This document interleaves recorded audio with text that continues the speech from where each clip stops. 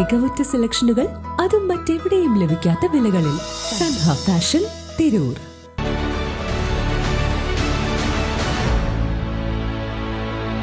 നമസ്കാരം, Vettan news on ടൈമിലേക്ക് സ്വാഗതം. കല്യാണം ഇനി വേറെ level. Basid wedding mall, Basid arcade, Poongottukulam, Tirur. Malappuram ജില്ലയിൽ ഇന്നുകൂടി ഓറഞ്ച് അലേർട്ട്. മഴയിലും കാറ്റിലും ഇന്നലെ 7 വീടുകൾ തകർന്നു, 3 കിണറുകൾ ഇടിഞ്ഞു.